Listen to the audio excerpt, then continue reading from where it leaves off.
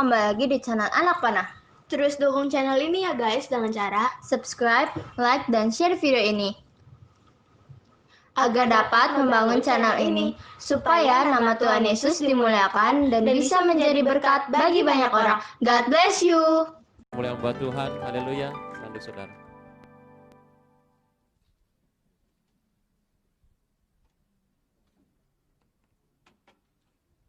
Shalom Bapak Ibu Saudara sekalian. Nah ini pertemuan yang lebih kecil jumlahnya. Hari ini seperti yang sudah dibagikan dalam flyer, kita akan belajar sedikit, pasti sedikit sekali karena begitu banyak rahasia yang disembunyikan dari kita. Sampai Tuhan izinkan kita akan mendapat pewahyuannya mengenai doa. Kenapa jadi hal yang sangat penting? Karena doa ini banyak versi, banyak format, banyak cerita, efektivitasnya pun kalau mau dibilang hubungannya apakah positif juga sulit dimengerti. Apakah makin banyak berdoa orang itu makin kudus? Apakah makin banyak berdoa kita akan mengalami mujizat? Bagaimana ceritanya dengan Yohanes Pembaptis? Seorang nabi besar, kemudian satu ketika dia masuk dalam penjara, di bawah istananya Herodes. Kita tahu bahwa di depan laut mati ada istananya Herodes, Makerus namanya, dan Yohanes Pembaptis ditaruh di bawah sana. Dia disiksa, dinista, digebukin, dihajar, dan dia mendengar kabar bahwa Tuhan Yesus di luar sana makan steak sama anak-anak orang pemungut cukai, sama para penyamun, dan dia mulai goncang imannya. Pertanyaannya, apakah Yohanes tidak berdoa? Kok sampai dia dalam kehidupannya goncang seperti itu? Jawabannya, dia seorang nabi. More than a prophet, lebih daripada seorang nabi sebetulnya. Nah, sampai nanti kira-kira jam 12 kurang, saya ingin membagi sedikit mengenai konsep mengenai doa. Nah, bagaimana cara doa dan segala macam terkait dengan doa. Tentu saja karena ini bukan khotbah, Bapak Ibu akan mendapat kebebasan untuk bertanya. Jadi angkat saja tangan, kita akan referring tanya jawab. Nah, sebelum itu mari kita akan belajar dulu doa. Ini pertanyaan yang mudah sekali. Dalam Matius 6, doa Bapa kami.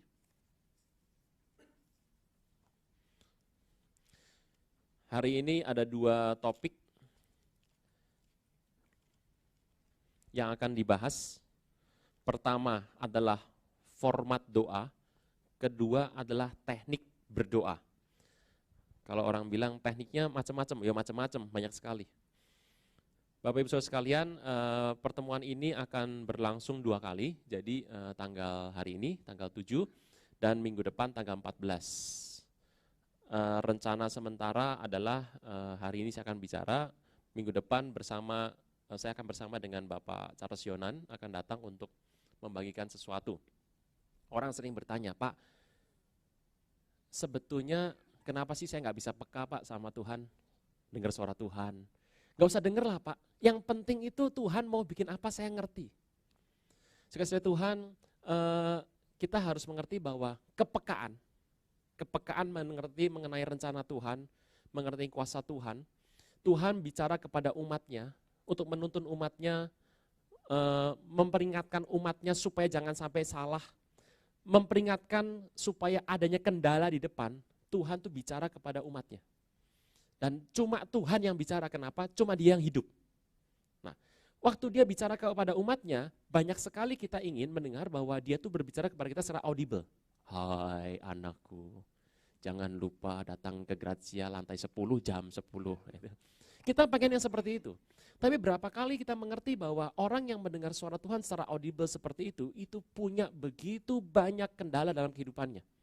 Karena sekali kita mendengar seperti itu, maka dibutuhkan satu ketaatan yang penuh supaya kita bisa terus mendengar. Banyak orang bilang gini, Pak, saya ini panggilannya mimpi. Mimpi saya ini semuanya kejadian.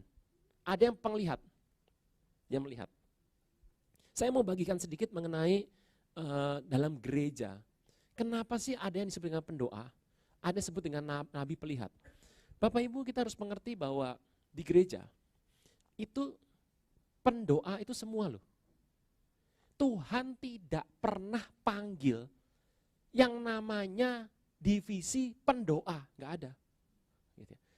Di semua gereja punya divisi doa.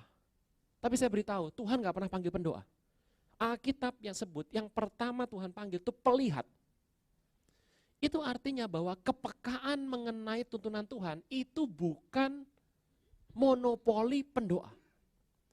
Asal Bapak Ibu punya waktu, tinggalkan sedikit kesibukan.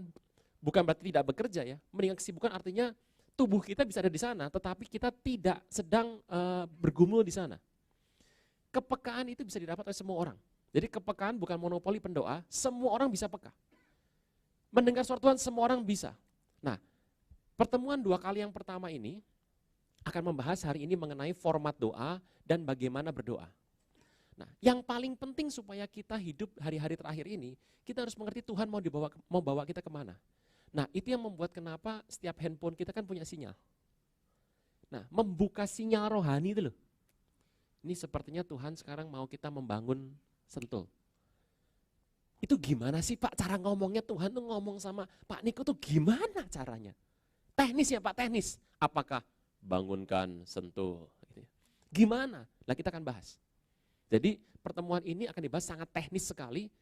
Enggak cuma begini Bapak Ibu mari kita berdoa. Udah, gimana Pak? Ya pokoknya doa aja. Sampai ketemu formatnya sendiri. Enggak, kita akan bahas pelan-pelan. Tentu saja tiap orang punya format berbeda-beda. Nah, itu yang pertama. Jadi kepekaan bukan monopoli pendoa. Semua orang harus jadi pendoa. Nah, urusan Anda akan intens berdoa lebih banyak, itu karena Anda punya waktu lebih banyak. Gitu aja. Yang kedua, Anda mau berdoa lebih banyak. Jadi kepekaan bukan monopoli seorang pendoa. Kepekaan itu adalah milik semua anak Tuhan. Kalaupun Tuhan mau panggil seorang jawatan, Tuhan panggil yang pertama itu pelihat. Nabi sebut pelihat pada zaman itu. Nah, setelah Tuhan, mari kita lihat. Yang kedua, pertemuan kedua nanti, saya akan kasih reviewnya dulu. Pak Charles akan membawakan, nanti bersama dengan saya akan temani beliau. Dia akan membawakan bagaimana membuka kuping rohani, sense. Gitu, membuka rohani, kuping rohani, sense. Jadi kita harus tahu sekarang Tuhan lagi mau worship. Berapa kali kita seringkali memilih lagu apa ya? Lagu apa ya? Lagu apa ya? Nah, gitu ya. Kok Tuhan tahu sih? Berapa kita mengerti? Ada lagu-lagu tertentu yang dinyanyikan pada saat tertentu, tiba-tiba suasana berubah. Bapak Ibu Saudara sekalian, saya nggak tahu apakah saya akan membawakan ini bersama dengan rekan-rekan yang lain nanti akan lebih tinggi, terlalu tinggi atau terlalu rendah. Gampang dicerna atau tidak, yang penting terima dulu. Gitu ya. Nah, 2 pertemuan ini kan membahas yang pertama bagaimana berdoa dan formatnya, yang kedua bicara mengenai membuka sense rohani. Jadi lihat gini, ada orang bilang gini, saya kok feelingnya akan terjadi seperti ini, kok bisa peka begitu ya? Nah itu karena sense rohani kebuka. Nah sense rohani sangat penting sekali, itu yang disebut dengan nama karunia membedakan roh. Itu yang pertama harus dibangkitkan dari umat Tuhan. Banyak orang kalau ditanya pengen karunia apa, yang pertama mujizat. Satu, kenapa? Kalau sakit cepat sembuhnya. Atau kalau sahamnya nyangkut cepat pulangnya. Itu karunia yang paling disukai, mujizat. Kenapa? Wah, karunia marifat, mimpi, visi, penglihatan. Tapi ada satu karunia yang jarang orang Kristen inginkan adalah karunia membedakan roh. Karunia membedakan roh ini bukan bicara hanya mengenai aku melihat setan di sana, bukan. Aku melihat malaikat di sana, melihat Tuhan, ini bukan. Membedakan roh bicara juga mengenai Tuhan sedang bicara apa sih hari-hari ini. Kok ada orang yang menyampaikan visi, tahun ini bicara mengenai tahun pelipat gandaan, creative healing movement. Kok bisa ngomong begitu, gimana ceritanya gitu loh. Nah itu dibahas, itu kira-kira akan dibahas seperti itu. Itu 2 pertemuan yang pertama. Nah ini akan terus berlanjut dengan pertemuan berikutnya, nanti akan diatur kembali. Nah Bapak Ibu Saudara sekalian, hari ini kita akan belajar dari satu perkataan yang paling penting sekali. Doanya ada di depan, nah itu doanya. Ini dalam bahasa, ini bahasa Latin yang di sana.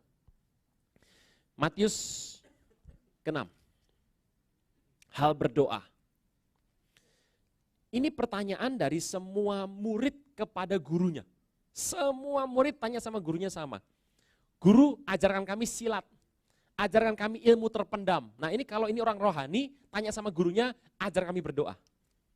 Kita harus tahu bahwa doa adalah esensi dari kehidupan rohani. Ini gereja. Gereja berarti hanya membahas hal rohani saja. Mari kita lihat, Ini kata Tuhan Yesus, pasal 6 yang pertama. Ingat, jangan melakukan kewajiban agama di hadapan orang supaya dilihat mereka, karena jika demikian kamu tidak beroleh upah dari Bapamu di sorga. Jadi bila engkau memberi sedekah, jangan engkau mencanakan hal itu seperti yang dilakukan oleh orang munafik di rumah-rumah ibadat dan di lorong-lorong supaya mereka dipuji orang. Aku berkata kepadamu, sesungguhnya mereka sudah mendapat upahnya, tapi jika kamu memberi sedekah, janganlah diketahui tangan kirimu apa yang diperbuat tangan kananmu. Hendaklah sedekahmu diberikan dengan tersembunyi, maka Bapamu akan melihat yang tersembunyi akan membalas kepadamu. Yang pertama bicara mengenai hati. Hal berdoa. Dan apabila kamu berdoa, janganlah berdoa seperti orang munafik. Mereka suka mengucapkan doanya dengan berdiri dalam rumah ibadat dan pada tikungan jalan raya supaya mereka dilihat orang.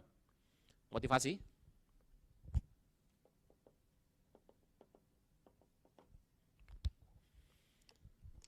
Aku berkata kepadamu, sesungguhnya mereka sudah mendapat upahnya, tapi jika engkau berdoa, nah ini pelan-pelan, masuk ke dalam kamarmu, tutuplah pintu, berdoalah kepada Bapamu yang ada di tempat tersembunyi, maka Bapamu yang melihat tersembunyi akan membalasnya kepadamu. Jadi sebetulnya cara berdoa itu bukan satu hal yang dapat dibuka secara umum. Setiap Bapak, Ibu, dan saya itu punya cara masing-masing berdoa dan tidak pernah ada satu teknis yang dipandang paling baik. Jadi Bapak Ibu mau berdoa bebas, tempatnya pun bebas. Ada orang pernah bilang sama saya, Pak, kalau saya doa di toilet boleh tidak? Kita harus mengerti bahwa doanya orang Kristen itu 24 jam. Jadi di mana saja boleh. Setiap orang itu punya peraduan pribadi, tempat pribadi. Ada orang suka berdoa di ranjang, ada yang suka di meja kerja, ada yang suka di meja makan. Tiap orang punya tempat sendiri. Temukan saja tempat di mana Bapak Ibu paling nyaman untuk berdoa. Dan jangan pernah berpikir bahwa cara berdoa, format berdoa, Pak kalau berdoa apakah harus angkat tangan? Apakah harus menyembah? Tiap orang punya format sendiri. Karena apa? Doa yang penting dimulai dari ini benar. Hati dan motivasi. Lagi pula dalam doamu itu, janganlah kamu bertele-tele. Bertele-tele itu multiply words. Jadi kata-kata yang repeat again and again, berulang kali itu. Jadi sistem doa yang dirapal, berulang kali. Nah, Tuhan beri, Tuhan beri, Tuhan beri, Tuhan beri, banyak, beri, banyak, beri, banyak sekali. Nah itu. Semua mantra, perhatikan, semua kultur mantra di muka bumi itu selalu seperti itu. Rapal 3 kali, pasti begitu. Alkitab gak pernah bilang kalau Anda minta itu sistem rapal, multiply words. Seperti kebiasaan orang tidak mengenal Allah. Lihat cara doanya semua bangsa fasik, semuanya pakai mantra. Mereka menyangka bahwa banyak kata-kata doanya dikabulkan. Jadi pertanyaannya, apakah doa terkait dengan kata-kata? Jawabannya tidak. Bapak silakan maju ke depan pimpin doa. Gimana kalau minggu depan saja? Kenapa? Kita ini bukan keluarga pinter ngomong, gitu ya. Doa nggak ada hubungan sama kata-kata, nggak ada, sama sekali nggak ada, sama sekali nggak ada. Paulus pernah bilang, lebih baik aku mengajar dengan 5 kata. Itu. Jadi nggak ada sama sekali hubungannya dengan banyak kata, doanya mantep. Memang kalau Anda berdoa tidak ngomong juga nggak ada yang mau mengaminkan begitu ya. Gitu ya. Jadi janganlah kamu seperti mereka yang apa? Bertele-tele menyangka makin banyak doa kata-katanya makin dikabulkan. Karena Bapamu mengetahui apa yang kamu perlukan sebelum kamu. Ini kata-kata penting sekali. Pak, buat apa kita berdoa? Toh Bapa sudah mengerti apa yang kita minta. Waktu orang berdoa, kita harus mengerti. Yang berubah itu kita loh. Tuhan gak berubah dulu sekarang sampai selama-lamanya. Orang berdoa itu nanti cara pandang, wawasan, pemikiran, kerohaniannya itu berubah. Karena itu berubah pelan-pelan, waktu Anda menyembah Tuhan, Anda dibuat menjadi sama seperti apa yang Anda sembah. Waktu Anda berdoa, Bapak Ibu menyembah Tuhan dan berdoa, Bapak Ibu dibuat menjadi sama seperti konsepnya Tuhan. Waktu frekuensi antara Bapak Ibu dan Tuhan sama, jawaban itu datang. Coba tekan saja senar gitar D, ting, nanti senar sebelahnya yang nadanya sama, getarnya sama. Gitu. Jadi kalau satu senar frekuensinya sama, begitu ini yang di sini G, yang di sini ditekan G, kalau betul nggak fales, teng, nanti yang senar G getar, deng deng deng deng deng deng deng deng deng. Nah itu sama. Tuhan nggak pernah berubah. Waktu kita berdoa, kita yang diubah loh. Kesalahan banyak orang berpikir bahwa waktu kita berdoa, Tuhan diubah oleh doa kita. Tuhan nggak bisa diubah sama doa kita. Waktu kita berdoa, kita yang berubah. Orang yang tidak berdoa, tidak berubah. Dan kita harus tahu, kecenderungan manusia jasmani itu makin lama, makin buruk loh. Kita ini mengeluarkan semua yang berbau. Berapa Bapak Ibu ngerti? Semua yang keluar dari kita berbau semua. Sekresi semuanya. Keringat, bau. Sebut dari sini, dari semuanya ini manusia jasmani makin lama makin turun. Makin turun, makin lemah. Makin turun terus. Nah, kita terkadang, Bapak Ibu beberapa sudah ikut kom, kalau tubuh kita mengalami penurunan, jiwa kita kalau itu tidak dibangun, maka jiwa kita akan mengikuti penurunan itu. Waduh, aku makin lama makin tuwek, makin elek, makin mewek, makin cuek. Tuwek, elek, mewek, suwek. Itu bahasa Ibrani. Jelek, nangis, tua, sobek semuanya. Jadi waktu kita berdoa, kita yang berubah, kita ini berubah. Berubah. Masalah gak pernah lebih besar, masalah gak pernah lebih kecil. Waktu kita berdoa, kita menjadi berubah lebih besar. Tas saya beratnya sama, isinya selalu Alkitab, buku catatan, komputer itu bawaan resmi. Nah anak saya bawa itu beratnya bukan main. 1 hari setelah dia berusia 5 tahun, dia angkat itu dengan gampang. Dia bilang, tas papi kenapa lebih enteng sekarang? Saya bilang, bukan tas papi lebih enteng, kamu yang makin besar. Kita seringkali berpikir bahwa masalah itu besar. Oh masalah itu gak besar, tergantung kitanya kok. Kalau kitanya berdoa, kita bisa menghandle masalah itu. Kalau kita tidak berdoa, kita tidak mampu menghandle. Masalah nggak lebih besar, masalah nggak lebih kecil. Krisis di mana-mana, ya kekuatannya segitu. Gitu. Saya ngadepin orangnya susah, wah orangnya galak, pedit melilit. Yang namanya pedit melilit ya segitu saja sudah. Nggak pernah lebih besar. Karena itu berdoalah demikian. When you pray, say. Kalau engkau berdoa, katakanlah. Nah ini urutannya nih. Formatnya. Bapa kami di sorga, dikuduskan namamu, datang kerajaanmu, jadilah kehendakmu di bumi seperti di sorga. Berikan pada kami hari ini makanan kami yang secukupnya. Ampuni kami akan kesalahan kami, seperti kami juga mengampuni orang bersalah kepada kami. Jangan membawa kami dalam pencobaan, tetapi lepaskan kami dari yang jahat, karena engkaulah yang punya kerajaan, kuasa, kemuliaan sampai selama-lamanya. Karena jikalau kamu mengampuni kesalahan orang, Bapamu di sorga akan mengampuni kamu juga. Tapi jikalau kamu tidak mengampuni orang, Bapamu juga tidak akan mengampuni kesalahanmu. Nah, dalam doa, mari kita lihat pelan-pelan satu persatu. Billy Graham pernah bilang, dalam doa itu kalau orang berdoa 10 menit, maka 8 menit pertama adalah mengagungkan Tuhan, 1 menit mengemukakan kebutuhan kita, 1 menit terakhir menutup dengan memuliakan Tuhan. Alias mengagungkan Tuhannya 90%. Ini doa, maka kita lihat ini pengagungan, inilah yang disebut dengan nama kebutuhan. Ini penutup dengan keagungan. 10 menit berdoa, maka 90 menitnya, persennya adalah pengagungan, worship. Inilah konteks doa. Kita akan kembali kepada konteks doa Alkitabiah. Berdoa itu mudah saja. Pertama adalah mengagungkan Tuhan.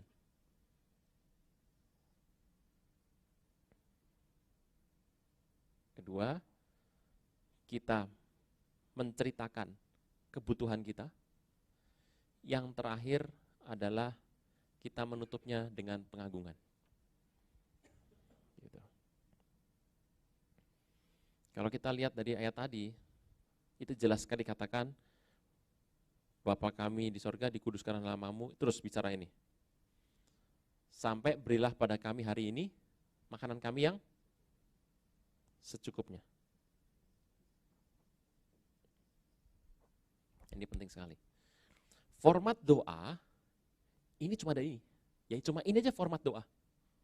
Format doanya cuma ada ini. Tuhan bilang kalau kamu mau berdoa, formatnya adalah mengagungkan Tuhan,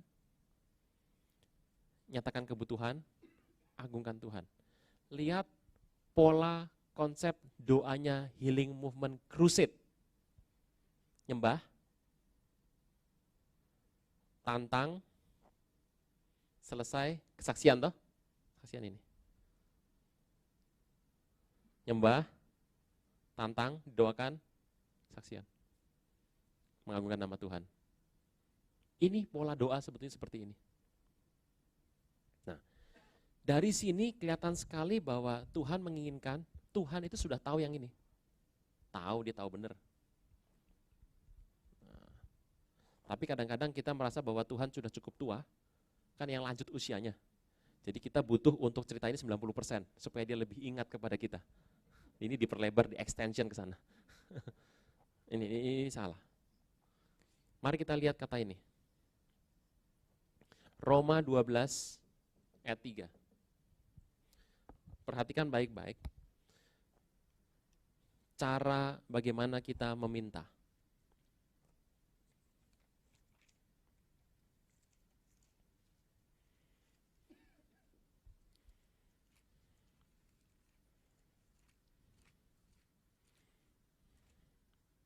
Sama-sama kita akan baca. Roma 12 ayat 3. 2, 3. Berdasarkan kasih karunia yang dianugerahkan kepadaku, kata Paulus, aku berkata kepada setiap orang di antara kamu. Ini cerita Paulus buat kita semua. Janganlah kamu memikirkan hal yang lebih tinggi daripada yang patut. Ini penting. Jadi kalau doa itu harus dalam koridor kapasitas iman saja. Tetapi hendaklah kamu berpikir begitu rupa, sama-sama, sehingga kamu menguasai diri menurut yang dikaruniakan Allah kepada kamu masing-masing. Saudara Tuhan, berdoa itu jangan melampaui ukuran iman.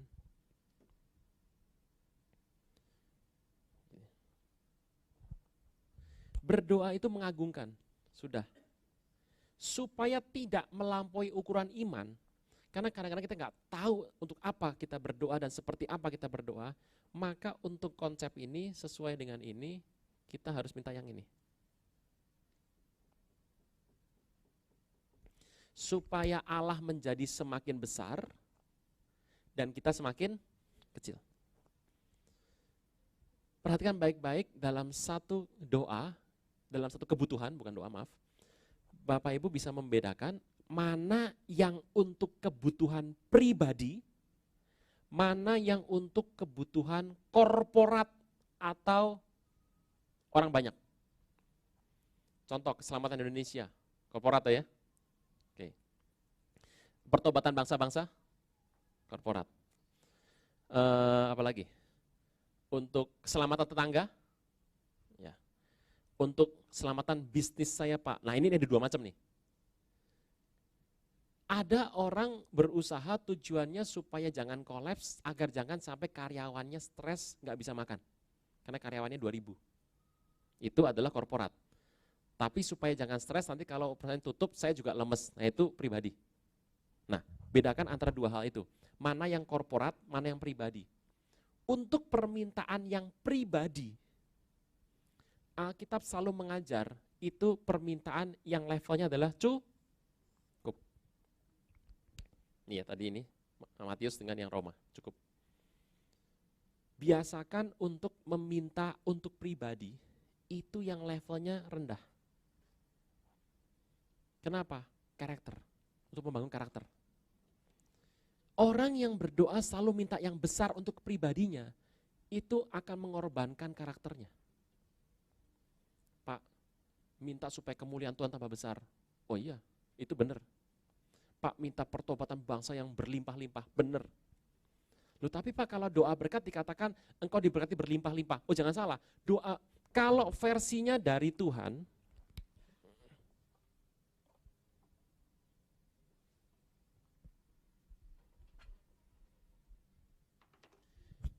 Ini Tuhan, ini manusia.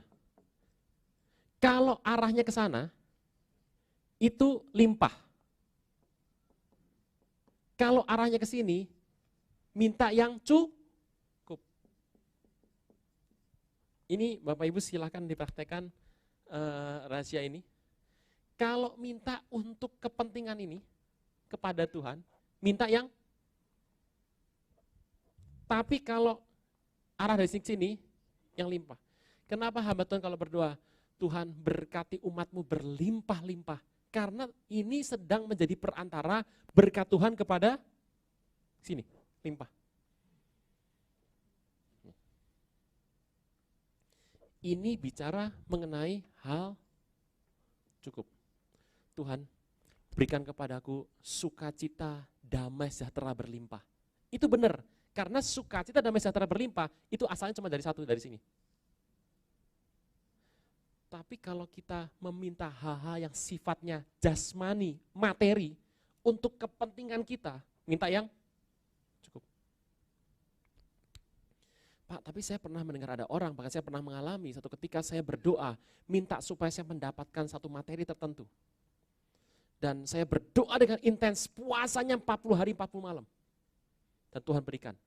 Jawaban saya puji Tuhan diberikan. Tapi kalau itu diteruskan, lama-lama karakter gak berubah. Karakternya gak berubah. Ada kegoncangan karakter. Seorang maju ke depan dan berkata, saudara-saudara ada 3 orang akan bikin kesaksian hari ini, saya panggilkan yang pertama. Saudara kasih Tuhan. Oh hidup saya begitu menderita, tapi saya berpuasa 30 hari 30 malam. Dan setelah saya berdoa, Tuhan kasih saya bisnis rumah yang sangat besar. Plok. Orang kedua maju.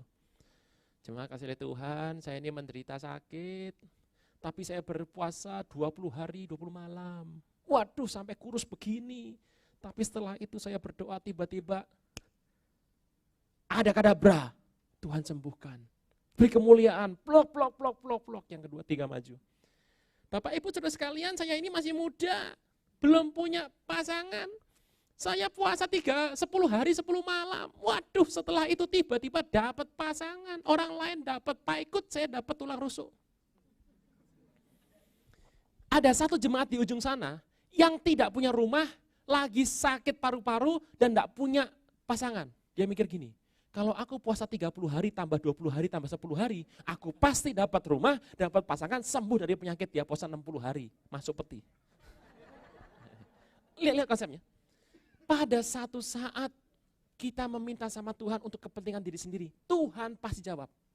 Tapi saya beritahu, satu tingkatan rohani itu tidak boleh dipertahankan. Kita harus lepaskan itu. Sampai pada satu saat kita meminta kepada Dia cuma yang cukup. Kenapa Daud diberikan kelimpahan? Karena dia selalu minta yang cukup sama Tuhan. Minta yang cukup itu akan membuat kita semakin kecil, ini semakin besar. Konteksnya kembali, hatinya benar. Nah, saya akan bicara mengenai ini format doa. Format doanya begitu, menyembah Tuhan. Makanya penting sekali untuk kalau kita berdoa, itu kita pertama mengagungkan Tuhan. Wah, malas kalau panggil pendeta Kristen, doa di rumah sakit, kenapa? Sebelum doa nyanyi dulu, 2 lagu lagi. Ngabisin waktu kunjungan aja. Ya mengagungkan Tuhan. Nah pertanyaannya bagaimana kalau waktunya singkat kita nggak sempat menyembah atau mengagungkan Tuhan. Mengagungkan Tuhan tadinya di sini. Jadi itu sebabnya kenapa tiap hari kita sudah harus bawa pengagungan Tuhan dalam hati kita. Nah mari kita lihat bagaimana cara kita berdoa efektif.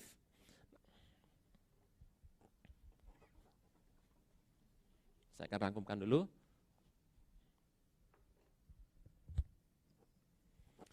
Yakobus 5.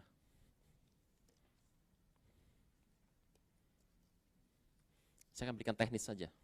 Tadi sudah teorinya, sekarang teknis saja. Yakobus 5, James 5, ayat 16.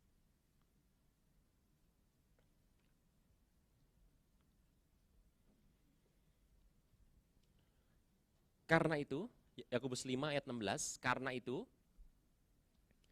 hendaklah kamu saling mengaku dosamu dan saling mendoakan supaya kamu, kunci orang mau sembuh gampang, ngaku dosa. Karena kita tahu dari 7 penyebab sakit itu ada 4. Kenapa sih orang percaya sakit? Ada 4. Kita nggak bahas sekarang karena ini ada di kom. Jadi nanti hari Minggu kita bahas. Yang pertama, untuk kemuliaan Tuhan. Tuhan Yesus sakit apa tidak? Sakit. Dipaku sakit tuh? Enggak ada dipaku. Wenak tenan, tambah, enggak. Sakit. Enggak. Sakit. Paulus sakit, dipancung sakit. Petrus juga sakit dibalik. Yang kedua, kenapa orang sakit? Karena ada binatang. Bakteri, virus, kapang, jamur, cacing, amuba, binatang. Hewan. Ketiga, kenapa orang sakit? Karena kuasa gelap. Yang keempat, kenapa orang sakit? Karena kurangnya penguasaan diri. Gitu ya. Ini saya harus tahan suara saya, kenapa? Sudah khotbah 3 hari. Jadi besok masih ada khotbah lagi, kalau hari ini saya habiskan, soalnya besok nggak ngomong. Lupa katanya diurapi, nggak ada hubungan antara diurapi sama pita suara. Gitu ya. Jadi kalau saya lepaskan semua ya habis besok nggak ngomong. 4.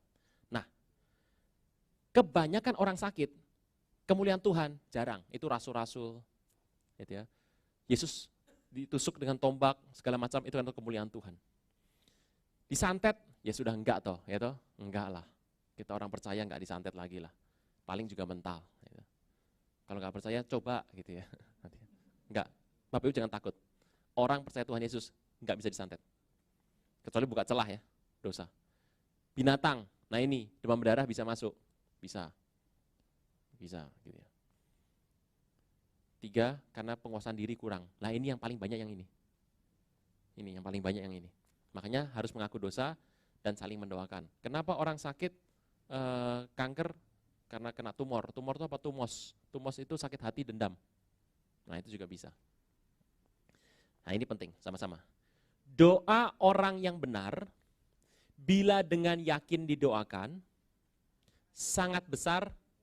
Dari ayat 1 ini saya mau cerita. Doa orang yang, jadi syarat pertama supaya doa itu penuh kuasa, pertama harus benar. Kedua, bila dengan yakin didoakan, artinya percaya toh?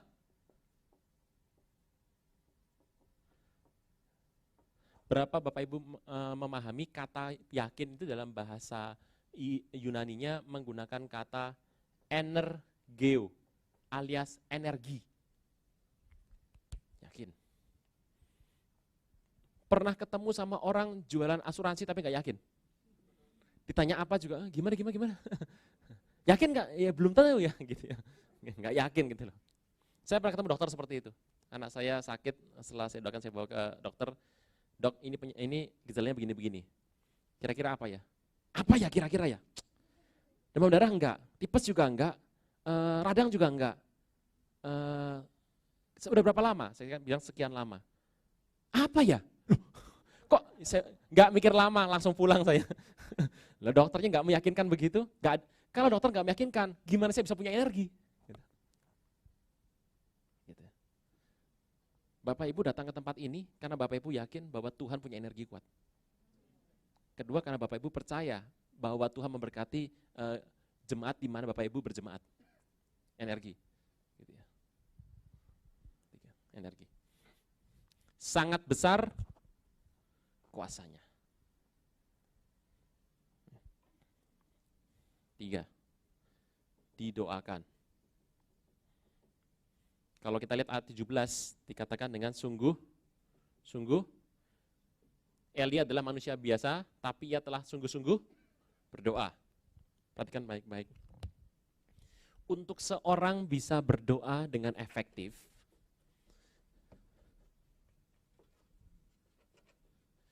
kalau konsep kita berdoa adalah untuk mengubah diri kita, maka kita tidak lagi berdoa untuk mendapatkan jawaban. Ini penting.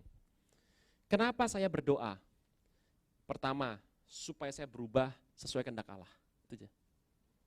Sejak hari itu kalau doa Bapak Ibu nggak dijawab atau ditunda dijawab, kita bisa mengerti betul kok. Gitu ya. Kalaupun dijawab, Kita tidak punya kesombongan apapun di sini, di sana.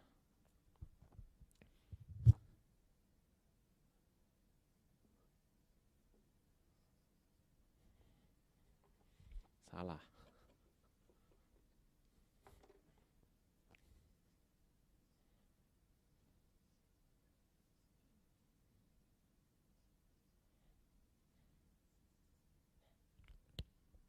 Mari kita lihat. Supaya doa itu bisa penuh kuasa, nomor satu itu kita harus ada posisinya adalah benar. Ini penting. Perhatikan baik-baik. Orang yang tidak pernah atau belum penuh memberikan persepuluhan, dia suruh khotbah persepuluhan, itu situasinya itu tidak kuat. Orang yang hidupnya itu tidak dalam posisi yang benar, makanya penting sekali bahwa kekudusan itu jauh lebih penting ketimbang urapan loh. Kekudusan jauh lebih penting ketimbang yang namanya keberhasilan, jauh lebih penting. Apabila hidup kita dalam posisi benar semua nih, semua. Ini efektivitasnya gede sekali.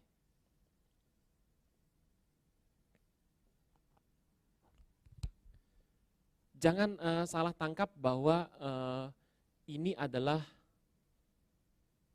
pengajaran yang meminta supaya Anda hidup 100% kudus. Enggak.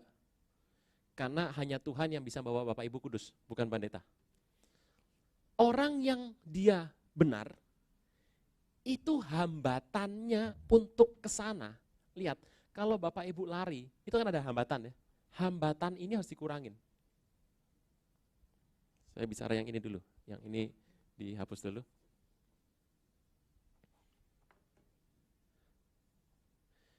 Ini harus dipotong semua, hambatan ini. Dipotong. Orang yang dia tidak jujur, dia tidak mungkin mendoakan kejujuran. Gitu ya. Orang yang dalam kehidupannya dia mendapatkan sesuatu berkat yang salah, dia tidak mungkin mendoakan berkat yang benar. Efektivitas doa sangat ditentukan dari pilihan kehidupan orang ini. Minggu lalu saya ketemu dengan seorang pengusaha komputer dan dia bilang gini, Pak, saya ketemu dia sudah setahun lalu ketemu, minggu kemarin ketemu dan saya nggak tahu akan ketemu lagi apa tidak.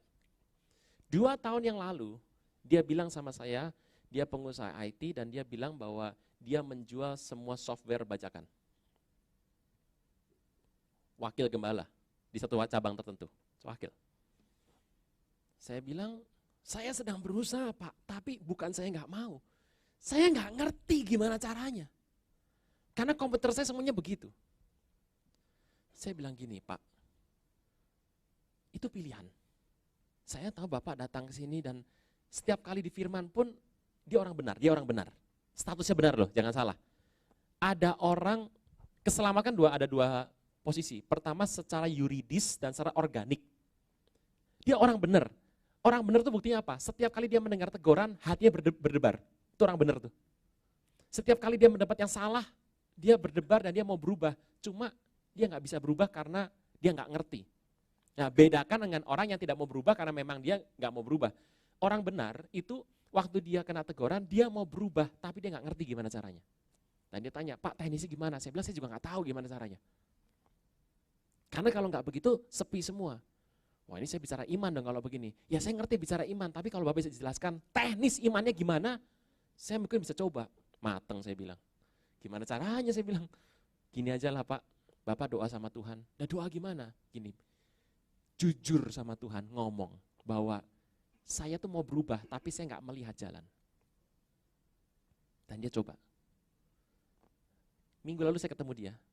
Sekarang dari sistem penjualan dia, tinggal 25% itu bajakan.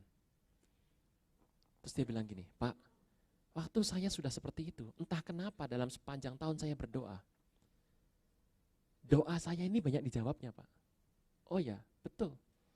Saya bilang sama dia, Bapak tahu tidak? Kalau hamba Tuhan itu KKR kemudian tumpang tangan, orang sembuh, orang sakit sembuh, orang kerasukan lepas. Lah menurut Bapak dia tukarnya pakai apa? Pakai apa ditanya? Saya bilang dia tukar dengan kehidupan yang kudus. Dan saya kasih tahu, nggak enak Senin sampai Minggu. Ya artinya hidup dengan cara apa? Ya dia mengurangi sedikit konsumsinya, dia hidup nggak diterima, nggak punya banyak teman, nggak terlalu disukai dalam kehidupan ini, dan dia juga banyak disalah mengerti orang. Tapi saya bilang itu dia tuker dengan mujizat. Oh gitu ya, ya saya bilang. Kurang ini. Ini salah satu cara yang membuat kenapa doa tuh nggak efektif. Ini satu. Bapak Ibu pernah marah tidak? Begitu marah, ngutukin jadi. Orang kalau marah, kalau doanya lebih mantap ya, kalau ngomong ya. Dasar buat, wah itu dengan sepenuh. Pernah ya rasanya? Berapa Bapak Ibu mengerti, doa itu hanya bisa efektif kalau Bapak Ibu mengeluarkan ini loh. Semuanya. Tapi ya kalau sudah makin dewasa ya nggak usah pakai show. Langsung baru petenya kena atau lepas. Energi. Orang hanya bisa doa gini. Kalau dia yakin dia tidak salah. Bisa bayangkan ya. Pak, saya ini punya masalah, Pak. Rumah tangga, Pak. Tolong didoakan. Pas kita mau doa, yang di sini berantakan loh. Itu gimana caranya? Energinya nggak ada. Doa itu bicara jeritan hati. Perhatikan, waktu Hana, istri dari Elkana, berdoa, dijawab Tuhan toh, Samuel toh. Dia nggak punya anak kan? Kenapa dia dijawab? Jeritan hati. Lihat nih, perhatikan kata-kata itu. Dia nangis mencurahkan isi hatinya di depan Imam Eli. Imam Eli malah salah tanggap, mabuk kamu ya. Satu, jeritan hati. Pak, Samson lihat hidupnya. Berantakan, itu nabi hamba Tuhan, hakim. Itu gembala sinode itu.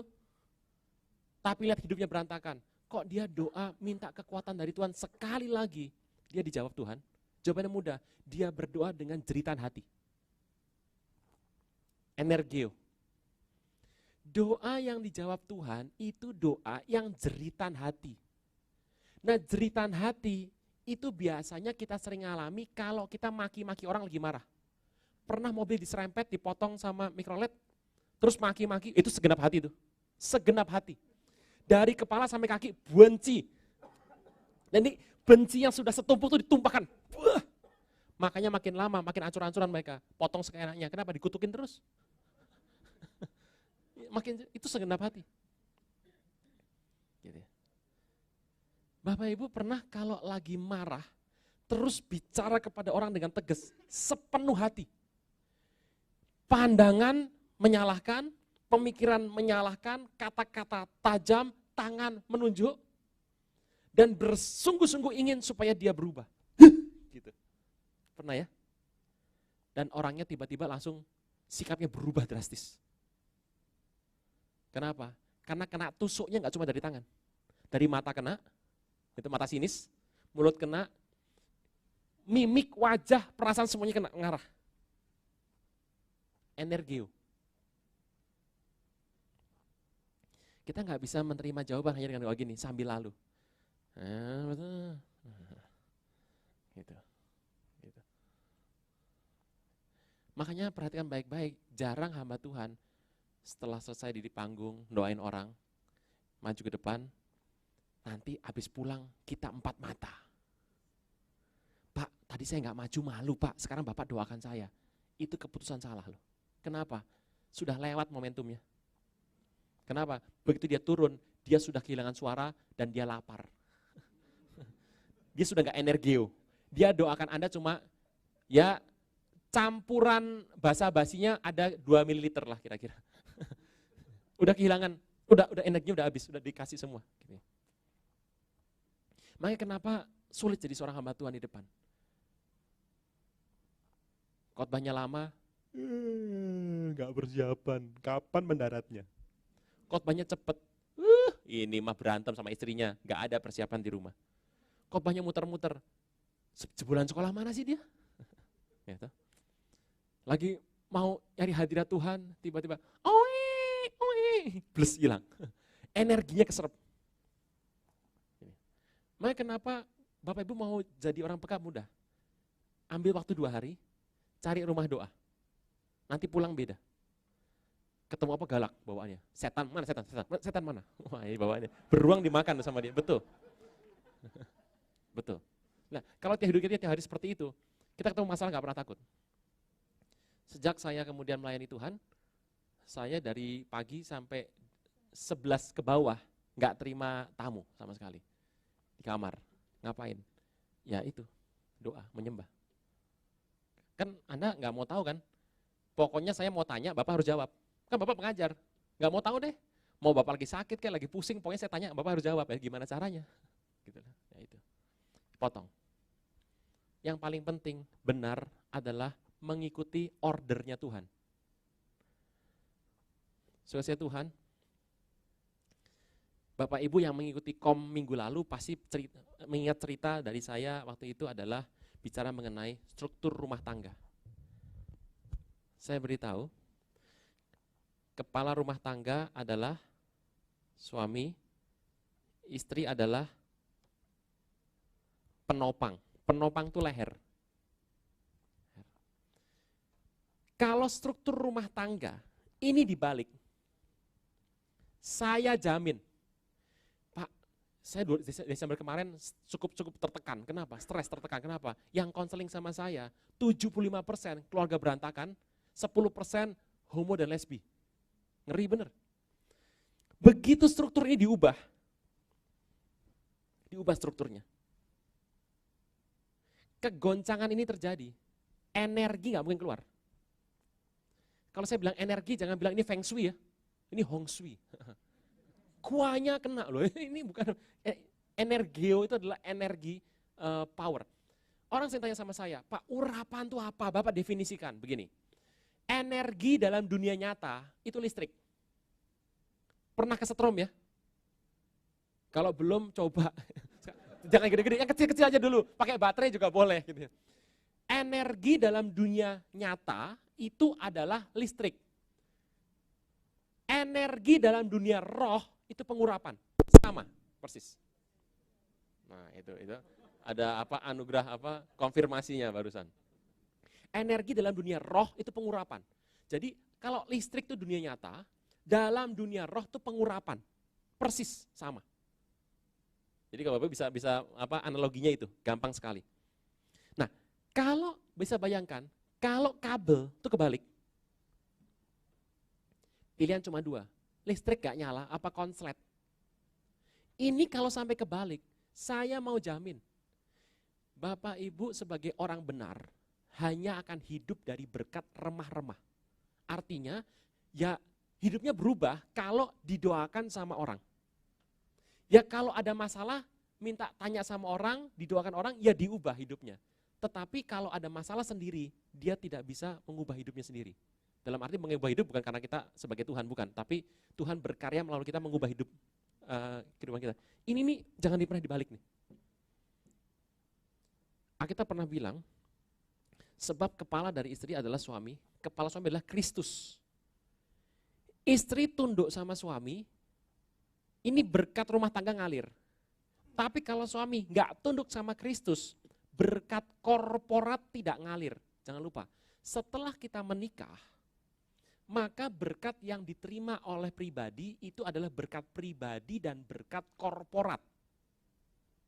Ada berkat yang harus diterima bersama-sama seperti buka safety box deposit. Ceklek, ceklek. Hitung ketiga, 1, 2, ceklek. Nah kalau 1, 2, klek, klek, klek, nggak kebuka. Pi, kita beli kijang Pi. Buat angkutan oke. Jangan, Panther lebih mantap. Anaknya bilang, kita beli kuda saja, ribut semua, buaya datang. Ini pola. Kenapa? Urusan Kristus dengan jemaat itu dicerminkan sehari-hari antara hubungan rumah tangga. Ini salah satu yang membuat kenapa daya tarik efektivitas itu mundur ke belakang. Orang rumah tangganya benar, ini hilang, ini kenceng sini. Tapi walaupun saya nggak ngerti, kalau ini sudah benar urusannya, minimal penyakit-penyakit internal, anak sakit, butuh uang sekolah, anak punya masalah, ada masalah internal rumah tangga, itu beres. Beres sudah. Asal urutannya benar nih. Nah, pola ini yang harus dijaga. Kenapa? Tarikan ini kencang sekali ke belakang. Pertama, gaya hidup pribadi. Kalau gaya hidup pribadinya bermasalah, ya doa pribadinya bermasalah. Tapi kalau ini keluarga bermasalah, yang bermasalah adalah doa keluarga. Gitu ya. Orang yang tidak mengikuti aturan otoritas di sini, maka orang ini kapasitas kerohaniannya tidak bertambah. Lihat, konteksnya korporat ya, makin besar. Nah, itu ada urutannya. Nah, energi ini loh, daya tarik ke belakang, tarikan mundur ke belakang, itu yang kita harus waspadai. Kenapa sih banyak orang berdoa tapi nggak rasa apa-apa? Pertama, karena pribadinya mungkin bermasalah. Oh, ini macam-macam, udah pribadi bermasalah, ini macam-macam nih. Ya, HMC lah. Hana Masa coy, gitu ya. Healing Movement Camp, gitu. Gitu. Tudung, ceritaan hati. Jadi, ini banyak nih, gaya hidup ini banyak macam-macam. Loh, apa saya harus 100% benar, kudus Pak? Ya tidak. Saya udah bilang tadi bahwa kemurnian kudus itu hanya Tuhan yang bisa naker, manusia nggak bisa taker. Gitu ya. Jadi bertindak dengan tulus, jujur di sini. Nah, ini kalau sudah beres, jadi orang benar. Kedua, percaya dan yakin. Nah, untuk bisa percaya dan yakin, itu dasarnya harus firman. Makanya penting kalau doa, itu harus pakai landasan firmannya ada apa tidak. Ini yakin ini. Ini ada iman. Iman timbul karena bukan pembacaan loh, pendengaran. Gitu. Jadi mengutip firman sebelum berdoa itu penting. Kutipkan kata-kata firman, terus berdoa. Gitu, berdoa. Nah, untuk jadi yakin, Bapak Ibu punya terserah. Saya kalau berdoa untuk orang sakit, saya akan tanya dulu, sakitnya apa, penyebabnya apa. Wah, nggak jelas Pak. Lagi sehat tiba-tiba anfal. Track record semua sehat. Nah, ini pasti kuasa gelap, gitu. Jadi untuk Anda menjadi yakin, Anda harus tanya baik-baik. Penyebabnya apa?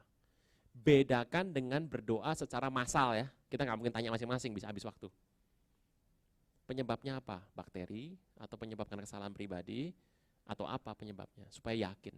Nah, untuk memompa keyakinan macam-macam tiap orang. Ada yang dia bertanya dasar-dasar kenapa, penyebabnya apa sih? Gitu ya. Atau pakai firmannya. Saya percaya Bapak Ibu pernah bermaksud sungguh-sungguh yakin, ingin mantep tentang satu hal. Pernah ya? Nah, belajar itu dibalik jadi doa. Orang saya tanya sama saya, Pak, merenungkan firman itu bagaimana Pak? Bapak Ibu pernah khawatir ya? Khawatir itu adalah menambahkan hal negatif di atas hal negatif. Nah, kalau orang bisa menambahkan hal negatif atas negatif, berarti orang bisa menambahkan hal positif atas positif. Saya ulang ceritanya. Ini istrinya lagi masak. Dari pagi masak terus, hobinya masak. Suaminya keluar dari kamar. Kok wangi ya? Waduh, puber keempat nih. Terus mau pergi lupa cium. Waduh, bahaya ini. Saya dengar-dengar dia punya stylist baru. Katanya paling cantik di kantor. Waduh, bahaya ini. Pergi nggak cium lagi, gitu. Masak terus ini. jam 12 makan siang, kok belum telepon ya? Apa dia makan di kantor atau makan di luar kali? Wah, jangan makan di luar sama si itu tuh. Gitu. Jam 2, loh katanya tadi mau rapat apa rapat ya? Jam 3 belum telepon, ini jangan-jangan ini salah nih orangnya. Itu terus aja terus, masa terus ini. Jam 5 belum telepon, loh kok belum telepon, katanya tadi rapat sama bosnya, loh kok belum telepon ya? Apa gagal, apa gimana? Jangan-jangan bukan rapat nih, waduh. Jam 6 sore masih masak, wah ini belum pulang, pulang saya kaplok pakai sapu nanti, awas ya. Pulangnya jam 8, sampai di rumah suaminya buka tok, mam, begitu masuk dikaplok sama sapu, bang! Pada suaminya telat gara-gara bannya bocor. Kita lihat bagaimana menambahkan hal negatif atas negatif, balik. Kok, ini lain, sisi positif. Kok wangi ya? Ya paling wangi suami saya, nggak ada yang lain. Wah lupa cium, waduh hari ini dia harus presentasi. Sangat dibutuhkan oleh kantor, sangat punya masa depan, dia lupa enggak apa-apa sekali-sekali. Jam 12 belum telepon, ini pasti presentasinya berhasil, terus jalan. Wah starisnya baru cantik, wah harus cantik kalau jelek nggak representatif. Gitu. Terus jam 3 sudah ada masalah, kok belum telepon? Wah ini pasti terus sama bosnya. Jam 5, wah ini belum telepon, ini belum pulang nih, pasti selesai presentasi langsung naik pangkat jadi direktur utama plus makan-makan. Waduh, pulangnya pasti malam gitu, jam 8 pulang. Ting dong, papi gimana presentasinya? Gagal, komisaris gak suka, mungkin harus diulang bulan depan. Oh enggak apa-apa, kegagalan itu keberhasilan tertunda. Gitu. Nah sekarang mau apa? Air anget apa telur dadar apa dipijetin dulu? Nah, menambah hal positif atas positif. Kejadiannya sama loh. Bisa marah segenap hati tuh. Dasar gitu, nggak bisa, apa sih sekolah kamu? Ditambah marah, tambah enak tuh. Kalau marah jangan diberhentikan, dia ulur terus enak tuh. Wah sikat sekalian, memang turunannya yang salah, sikat ke atas, nabrak atas lagi. Ini turunannya sudah salah.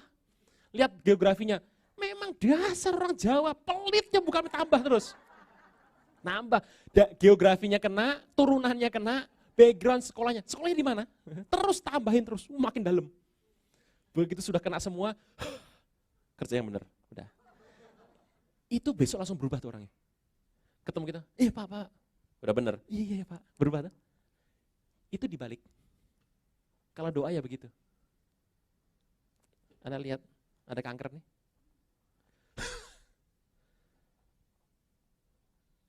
Saya mengutuki engkau. Kering sampai akarnya. Ada orang menambah energi pakai suara lebih keras. Ya kadang-kadang bisa nambah tapi enggak paten. Gitu. Suara tidak menjamin. Tapi yang penting ini, itu belajar. Nah, bisa nangkap ya hari ini teknisnya. Gimana sih doa kok dia doa bisa mantep. Ini loh hidupnya ini loh. Makanya jangan pernah mendoakan satu hal, Pak saya ini udah sungguh-sungguh sama Tuhan, background saya tuh hitam. Saran saya begini, Anda baru bertobat, Anda sering kesaksian background masa lalu kan? Cukup setahun. Jangan suka cerita background masa lalu Anda, hanya berguna setahun. Yang bisa diberkati oleh background masa lalu Anda, cuma orang-orang yang belum bertobat, atau petobat mula-mula. Tetapi cerita kisah masa lalu Anda yang hitam itu tidak menambah apapun bagi orang yang sudah rohani. Jadi setelah setahun, kesaksian diubah. Setelah 5 tahun kesaksiannya itu terus. Dulu saya narkoba sekali ngisep ganja sekilo. Wah, itu diulang, udah bosen dengernya. Setiap kali dia maju, ganja sekilo. Lain, bawaannya lain. Ini. Jadi kenapa? Background masa lalu Anda, belajar begini, Tuhan sudah ampuni sudah. Iblis pasti bilang gini, kamu doain orang, nah kamu sendiri dulu begitu. Itu kan dulu. Sekarang sudah ciptaan yang baru. Gitu. Nah. Sampai sini bisa ya? Saya berhenti. Ini sudah mau makan siang nih, udah 11:30 ini. Oke, kita punya waktu setengah jam untuk tanya jawab. Silahkan Bapak Ibu kalau ada yang mau tanya. Oke, saya ulang kembali teknisnya ini. Didoakan sungguh-sungguh, artinya adalah Pak, doa 2 kali apa enggak? Berarti kurang iman, Pak. Begini, kalau doa untuk kepentingan korporat dan kemuliaan Tuhan, ulanglah ribuan kali. Doa jiwa-jiwa berapa kali? Doa keliling berapa kali? Doa keliling diulang 2 kali, gak ada iman. Oh enggak dong, kalau doa keliling jiwa-jiwa itu ribuan kali boleh. Tuhan, terima kasih untuk anugerah-Mu besar, karena aku percaya aku bisa makan. Titik sudah. Pak, boleh minta enggak? Detail Pak. Nah, David Choyonggi, Paul Choyonggi dulu pernah cerita mengenai dimensi keempat, kalau berdoa tuh yang rinci. Mobil Volkswagen warna kuning yang tuliskan, boleh. Tetapi ingat, itu boleh tetapi tidak untuk setiap saat. Tidak untuk setiap saat, sekali boleh. Gitu ya. Pak, ngeklaim janji Tuhan boleh enggak? Jangan ngeklaim, ingatkan saja. Janjimu berkata Tuhan, bahwa ini, jangan gini, aku klaim janjimu. Oh bayar premi enggak pernah, persepuluhan telat terus mau klaim. Ikut asuransi di mana? Malaikat bilang kita punya PT asuransi. Heavenly Insurance. Gitu. Oke. Nah, cara berdoa pertama Bapak Ibu menyembah. Menyembah itu apa? Mengubah ritme, lagi tengah jalan, lagi capek segala macam. Menyembah itu mengubah ritme. Dan jangan terburu-buru. Angkat 1-2 lagu. Gitu ya. Lagu yang mana? Yang cocok. Nah, menentukan lagu cocok minggu depan. Pakai ini, minggu depan, ritme. Angkat 2 lagu. Apa Pak rasanya? Kalau Bapak Ibu sering menyembah, tiba-tiba ada yang berkembang di sini. Besar. Setiap lagu tuh punya dimensi berbeda.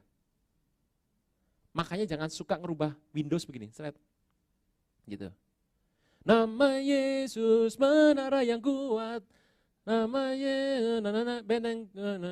Yesus kalahkan semua musuh. Nama Yesus di atas segalanya. Seperti rusa. Itu kayak orang sudah naik.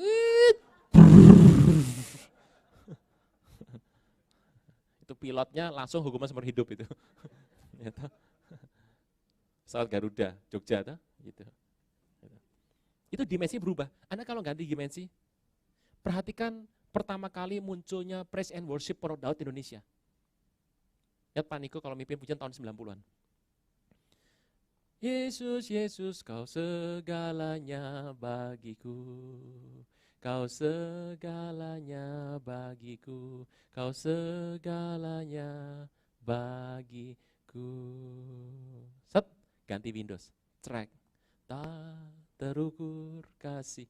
Gantinya smooth. Enak. Jangan begini, semuanya dibanting. Begitu, kau segalanya bagiku, berhenti. Udah. Mari kita berdoa. Udah di atas gini, mau berdoa, itu ritmenya kacau. Nah itu ritmenya. Itu ritme. Kenapa kita harus menyembah? Supaya ritmenya naik. Gitu. Oke. Nah, ada PR. Ya, kalau pertemuan gak ada PR gak enak. 1 minggu ini, energi marah itu paling enak loh. Balik saja, minus jadi positif. Kalau Anda mengata-ngatai orang, kesel, itu energi diubah. Diubah. Latihannya begitu, diubah. Setelah seminggu, tiap hari dilatih berkata hal firman yang baik. Gini. Gitu. Diubah. Jadi kalau marah diubah. Dasar cantik. Memang kamu pinter. Diubah. 1 minggu, pola ritme Bapak Ibu berubah nanti. Nah itu gitu caranya. Sampai 1 hari, ketemu banyak orang, Bapak bisa berdoa. Ini energinya keluar. Itu kepercayaan. Percaya betul bahwa sesuatu akan terjadi. Nah itu yang disebut dengan nama energio. Dengan yakin energio.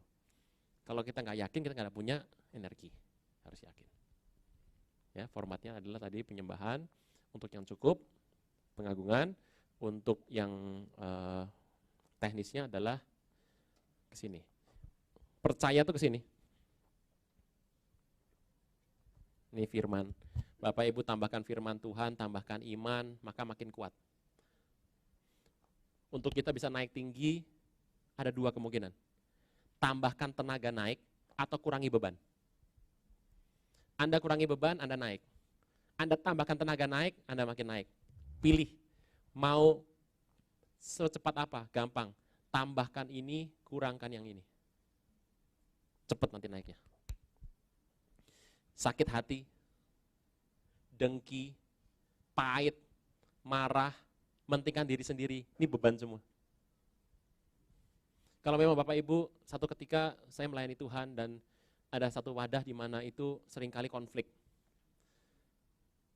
Kalau mata saya tiap hari lihat konflik, saya nggak mungkin bisa berdoa orang diberkati. Tinggalkan. Jangan tinggal lama-lama di tempat konflik, Anda keluar. Tinggalkan, dipotong nih semua. Dan jangan semua hal mau diurusin, ada berapa hal yang kita harus lepaskan supaya kita bisa naik lebih tinggi lagi.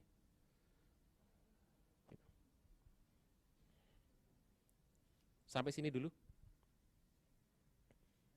Silahkan kalau Bapak Ibu mau bertanya sesuatu. Ibu.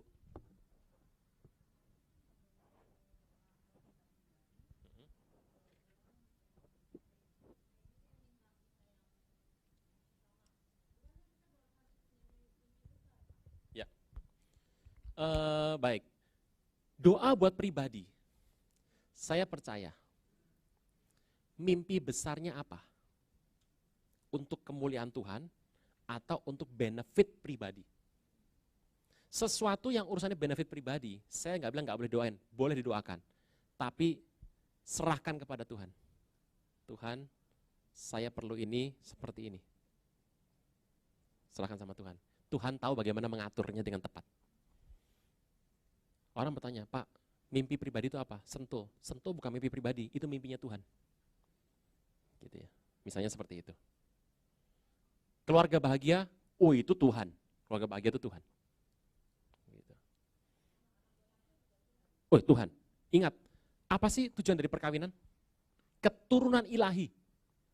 Salah loh orang menikah karena apa? Karena usia, status, supaya ada yang diperhatikan dia, supaya itu semua salah tuh. Dasar pernikahan adalah satu, membentuk satu keturunan ilahi. Itu nggak salah. Kan itu berarti berdoa untuk orang lain. Tuhan berkati anak saya jadi orang besar supaya saya nanti hidupnya tua enak. Lah itu lain. Embel-embelnya itu nggak enak. Beda loh, kita berdoa untuk kepentingan anak kita supaya dia jadi seseorang tanpa kita menyertakan kepentingan kita di masa depan. Memang cukup sulit, kadang-kadang kan ego kita ada di situ juga. Ya,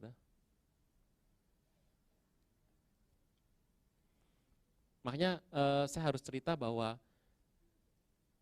kenapa sih kita menikah? Karena kita ingin menerima satu janji Tuhan yang luar biasa yang harus kerjakan bersama-sama. Makanya kalau menikah tanya dulu, nanti kita setelah menikah ini mau apa? Ya kamu kerja, aku kerja, malam ketemu, udah. Itu bukan menikah, itu hidup bersama. Menikah itu adalah bersama-sama membagi tugas untuk satu rencana Tuhan yang dipikul bersama. Apa? Gitu. Apa rencana Tuhannya apa? Gitu loh. Nah itu. Nah, kalau ini sudah dapat, ilahi keluar. Nah, doa untuk ini kan berarti doa rencana Tuhan, Bu. Jalan terus, enggak apa-apa.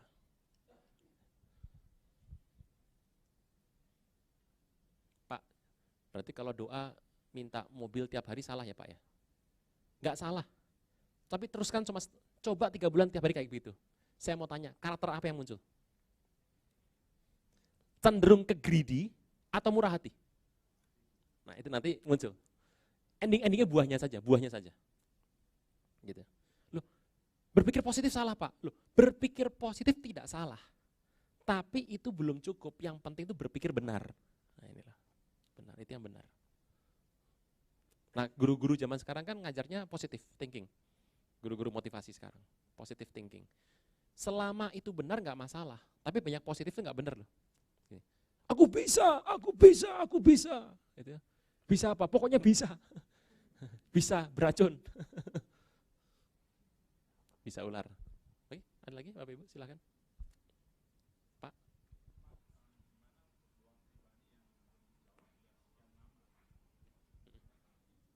Sakit. Saya kasih tips bagaimana berdoa untuk sakit. Saya ngalami tumor tahun 98, ada tumor di sini. 98 ya. Jadi saya belum ngajar kom tuh. Masih belum melayani Tuhan, cinta Tuhan sungguh-sungguh. Masih pelayanan satu gereja, belum khotbah. Saya kena tumor. Saya nggak tahu apa benjolan, makin lama makin besar. Saya ngerti secara medis kalau sudah kena kapur atau lemak bisa mengeras. Kalau udah keras, itu tumor ganas. Bahaya gitu ya. Jadi saya harus jaga hidup saya jangan sampai setelah saya ada benjolan yang membesar itu saya banyak makan jeroan, itu tuh kapur nanti jadinya. Itu kan secara jasmani. Lihat bagaimana saya berdoa. Itu membesar terus tuh. Saya bilang ini Tuhan. Dibilang iman suruh sembuh, tolong mengerti tahun itu belum ada yang namanya healing movement. Saya kalau diminta doain pendeta-pendeta, mereka cuma bilang gini, berserah sama Tuhan ya, tumpang tangan selesai. Gak rasa sama sekali, kayak di foto gak pakai blitz loh, gak rasa sama sekali. Gemeter-gemeter, enggak panas boro-boro, anget tangan dia doang, basah gara-gara keringetan. Saya doanya begini, ini penting nih, kalau doa sakit, Tuhan. Bapak Ibu timbang sendiri doa ini seperti apa, jadi jangan jadikan seperti patokan, timbang saja. Tuhan, aku tidak terlalu tahu ini penyakit apa. Mau periksa ke dokter. Dokter zaman waktu itu, dikit-dikit masuk rumah sakit, ya toh, dibiopsi. Wah cilaka kalau dibiopsi. Kalau sampai tumornya tidur dibiopsi, jadi ganas, mateng. Kedua, saya masih dalam kondisi studi. Saya butuh biaya untuk studi dan saya tidak punya budget untuk ngurusin seperti ini. Gini Tuhan, kalau saya minta sembuh, nggak sembuh saya tunggu. Nggak sembuh saya tunggu. Nggak sembuh saya tunggu. 2 tahun saya kuat, 3 tahun belum tentu saya kuat. Kenapa? Masalah saya nggak cuma ini, banyak masalah saya. Kalau gitu gini saja Tuhan, aku hanya minta satu permintaan dengan yakin. Tuhan, jangan biarkan tumor ini mengubah 2 hal. 1, hubunganku dengan Engkau. Yang kedua, jangan membuat tumor yang tidak berguna ini mengganggu pelayananku yang sungguh-sungguh kepada Engkau. Saya berani ngomong begini karena saya melayani sungguh-sungguh. Gitu ya. 2, Tuhan, Engkau tahu yang terbaik. Amin. Udah. Dalam waktu 3 hari, tumornya berhenti tumbuh. Berhenti. Tapi kan nggak ada yang lihat toh. Oh saya pakai baju nggak ada yang tahu.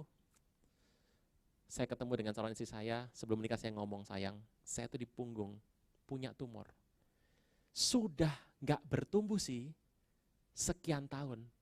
Tapi saya cerita sama kamu apa adanya, supaya kamu tuh siap yang terburuk. Jadi janda maksudnya siap gitu loh, kalau ada apa-apa, siap.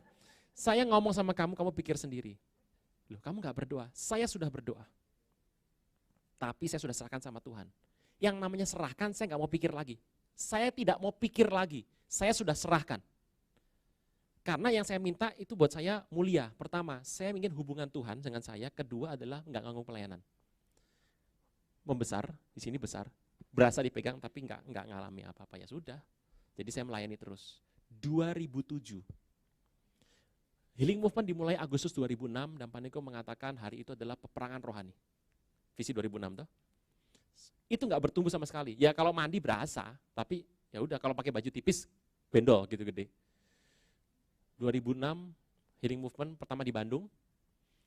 Dimulai, belum Paniko belum baru mulai. 2006 8 Agustus dia mulai. Kemudian 2007 saya khotbah di Rayon Taman Mini 1G. Jam 6 pagi mulainya. Taman Mini punya kebiasaan unik. Hari itu visinya panen raya. Dan saya lihat panen raya, saya udah bilang gini, selesai khotbah saya mau tanya pendetanya, kenapa macam-macam?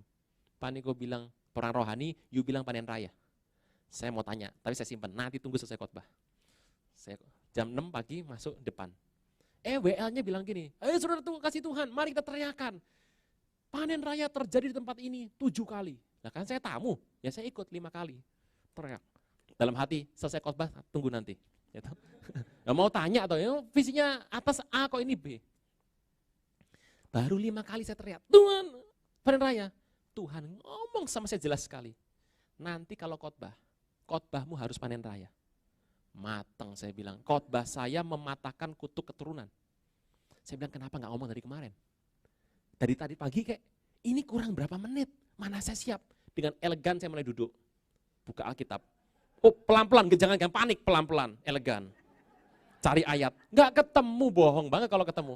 WA-nya bilang silahkan hamba Tuhan, saya maju, langsung saya bilang musik. D, puter, nyembah saya cari. Puter 2 kali. Nggak selesai, saya angkat lagu berikutnya. Saya tahu, lagu kedua belum ketemu, jemaat mulai curiga. Ini pendeta nggak siap nih. Wah, saya udah ketemu nih. Saya bilang, Tuhan, ini engkau nggak kelihatan, aku kelihatan. Yang malu saya. Engkau sih nggak ada yang berani nolak engkau. Ini bahaya, ini ke gimana? Saya bilang, panen raya apa ayatnya? Ada ayatnya di spanduk. Masa saya ikut itu ayat lagi? Apa kata orang? Nah ini. Saya lihat Tuhan, aduh tolong Tuhan. Cepetan deh gimana? Tuhan nggak jawab. Tuhan, hamba Tuhan minggu depan aja dijegurin, jangan saya. Saya ini, aduh. Ini muka taruh di mana? Udah habis lagunya. Tuhan gini deh, jemaat-jemaatmu, gereja-gerejamu, aku hambamu. Yang jadi tuan situ, aku cuma sopir, terserah deh. Tuhan bicara, Elia membunuh Nabi Baal. Waduh bodohnya saya, ya ampun. Elia membunuh Nabi Baal di Gunung Karmel toh. Karmel artinya taman buah. Saya buka, saudara kita buka. 1 Raja 18. Wah, khotbah mantep. Taman buah, tantang maju. Tantang selesai, saya udah mikir, pokoknya selesai khotbah pulang. Gak usah terima ajakan makan, langsung pulang, malu. Oh dimintanya hari itu mematahkan kutuk kok, khotbahnya panen raya. Selesai, saya gak tunggu lagi hamba Tuhannya, salaman, langsung berangkat. Di mobil saya bilang ini, Tuhan, not a second time, gak 2 kali ya, lain kali ngomong jauh-jauh hari Tuhan, udah pulang. Itu hari Minggu, Senin saya pulang pelayanan jam 12 malam, saya pulang sampai rumah, bau baju saya. Selasa bau, Rebo saya bangun istri saya. Ini baju bau kenapa sih? Dicari baunya. Pecah. Hari kedua, kering total, lepas. Mulus seperti bayi. Itu dari 98 sampai 2007. 9 tahun.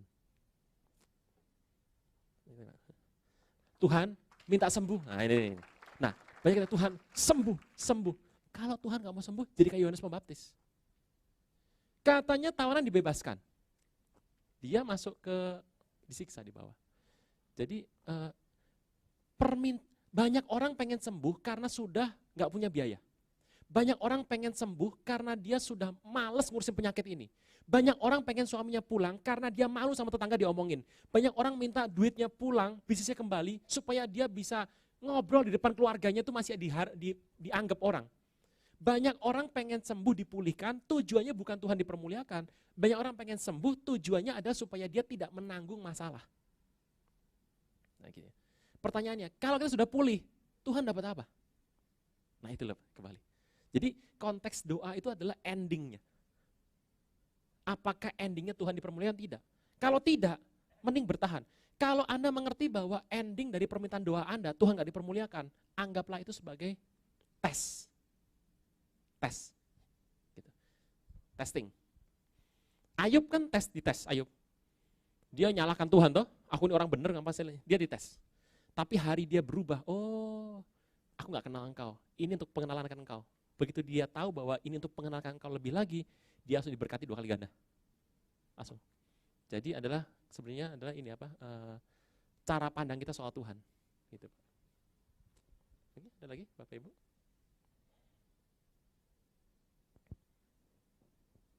Bagian terbaik setelah diklat adalah makan. Kalau sudah, mungkin ada pengumuman Pak Cilis.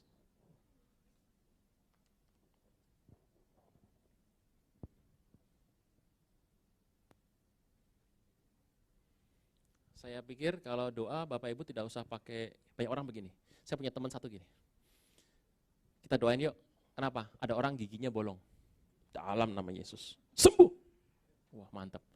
Saya ajak lagi. Yuk kita doain orang. Kenapa? Kena kanker stadium 4. Dia langsung begini. Gandengan tangan. Jesus. Ayo. Loh, saya bilang, loh. Tadi doain orang langsung. Kok sekarang pakai lompat-lompat ngapain? Oh, ini kanker stadium 4, butuh tenaga lebih besar powernya. Loh, Yesus menyembuhkan sakit gigi sama orang mati sama, saya bilang. Banyak orang bukan substance, tapi style. Jadi kalau doa saja sudah.